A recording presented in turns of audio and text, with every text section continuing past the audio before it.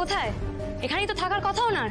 কাল কত বড় বড় ডায়লগ দিলেন, বললেন আমরা নাকি ডাক্তার হবো, দেশের উজ্জ্বল ভবিষ্যৎ আমাদের হাতে। আর উনি এটা কি করলেন? ওনার লোকেরা কিনা আমার বাড়ির মেয়েদের গায়ে হাত তুললো। হ্যাঁ, আবার সুমনার দিকে জোর করে ধরে গাড়ির মধ্যে ভরে দেওয়ার চেষ্টা। ছি ছি ছি ছি।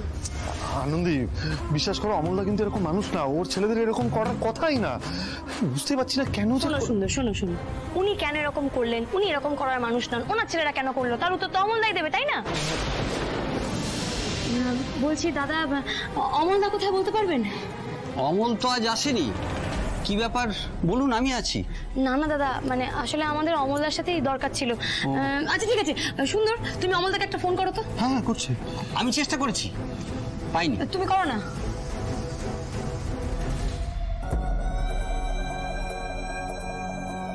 আনন্দী ফোন তো লাগছে না, সুইচ অফ বলছে। জানতাম ওই অমলদার মধ্যে কোনো গড়বড় আছে। ওই অমলদাই যত নষ্টের গোড়া। দাদা দাদা, আপনি আমাকে অমলদার ঠিকানা দিতে পারবেন? আনন্দীকে বিশ্বাস নেই, সোজা বাড়ি চলে যাবে। না না, এত ইনফরমেশন দেওয়া যাবে না। হ্যাঁ, ঠিকানা অবশ্য একটা ছিল, আমি দেখছি, দাঁড়ান। আনন্দী এসবের দরকার নেই, উনি চলে আসবেন কালকে। না না না না সুন্দর, প্লিজ প্লিজ না, আমি না সেই ভরসায় থাকতে পারবো না উনি কবে আসবেন। উনি যদি না আসেন, আমাকে ওনার ঠিকানা নিয়ে ওনার বাড়িতে যেতেই হবে, ব্যাস। আনন্দী ঘন্টা পড়লো, আদি স্যারের ক্লাস। প্লিজ দেখো, আগের দিন লেট হয়েছে বলে স্যারের কাছে প্রচুর বকা খেয়েছি, আজকেও লেট করলে কিন্তু প্রচুর বকা খাবো। প্লিজ চলো। আমি কিন্তু অমলদার ঠিকানা না নিয়ে কোথাও যাবো না। হ্যাঁ, আমি ঠিকানা নেবো। হ্যাঁ আসছি দাদা। হ্যাঁ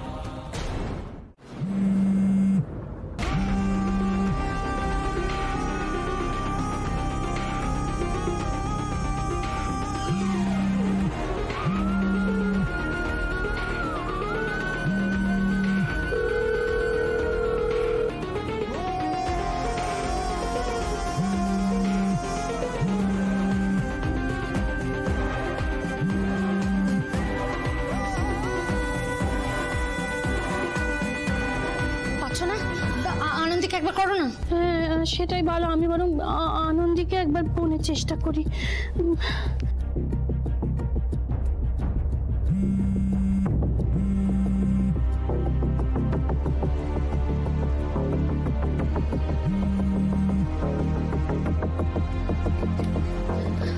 কেউ ফোন ধরছে না, কত মিষ্টি। এবার কি হবে বলো তো? কাউকে তো ফোনে পাচ্ছি না।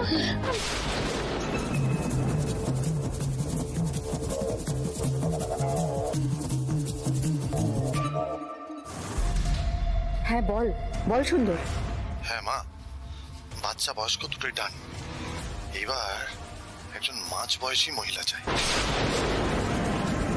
ওকে।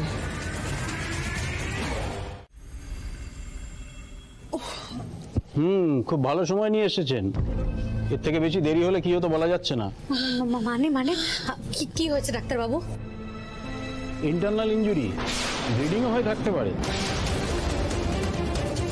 তো হচ্ছে অনেকক্ষণ থেকে, কি তাই তো? তা ব্যথা ফিট করছেন কখন থেকে? অনেকক্ষণ থেকে। পেশেন্টকে বেশিক্ষণ ফেলে রাখা যাবে না, পেশেন্টের কন্ডিশন খুব খারাপ হতে পারে। কিন্তু এত বড় একটা সিদ্ধান্ত আমি তো একা নিতে পারবো না ডাক্তারবাবু। আমাদের বাড়ির লোকজন এখানেই আছে, আমি ফোন করে ওদেরকে ডাকি। হাতে কিন্তু খুব বেশি সময় নেই। আমি এক্ষুনি ফোন করছি স্যার, এক্ষুনি ওদেরকে ডাকছি।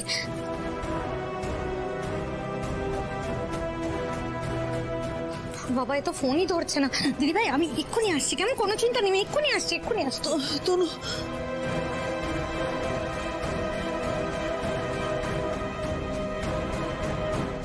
পেশেন্টকে রেডি করো, 13 নম্বর থিয়েটারে অপারেশন আছে।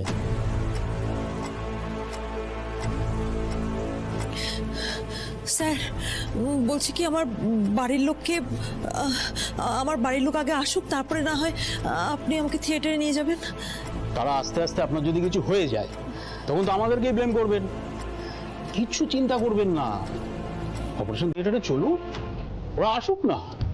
স্যার ওটি রেডি আছে, চলুন।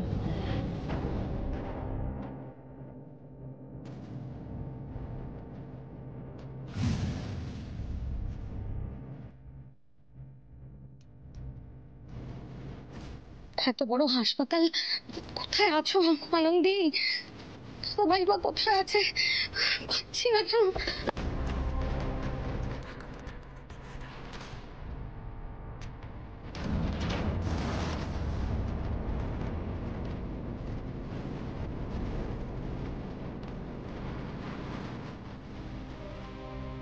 স্যার স্যার আমার পরিবারের লোক এসছে স্যার।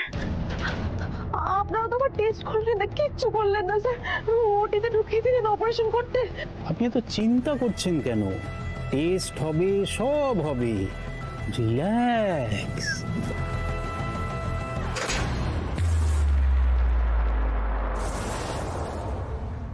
আনন্দে, দাদা ভাই তো তুমি আছো?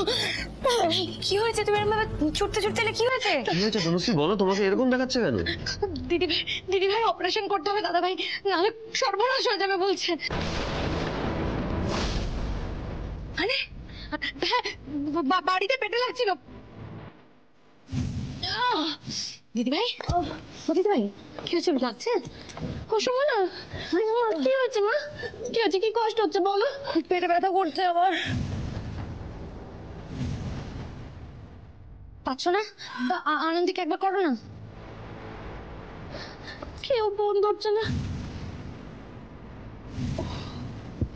খুব ভালো সময় নিয়ে এসেছেন। ইন্টারনাল ইনজুরি, ব্লিডিংও হয়ে থাকতে পারে। হাতে কিন্তু খুব বেশি সময় নেই। আমি এক্ষুনি ফোন করছি স্যার, এক্ষুনি ওদেরকে ডাকছি। সুমনাদি এখন কোথায় আছে? ওই তো ডাক্তারের চেম্বারেই আছে, চলো না তোমরা। হ্যাঁ, চলো চলো চলো।